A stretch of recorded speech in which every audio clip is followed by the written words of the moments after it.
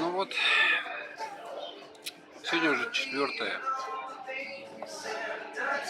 августа.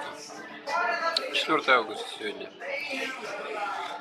Мы отдыхаем, да? Сегодня суббота. Ходили сегодня мы в интерактивный музей истории России. Потом поехали на такси Яндекс.Такси. Оттуда за 122 рубля доехали до цирка.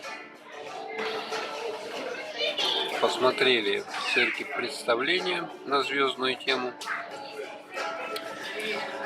Ну вот, теперь доехали до метро Речной вокзал. Здесь как раз Макдональдс. Сейчас мы маленько перекусим. Да? Маленько. Вот это называется маленько.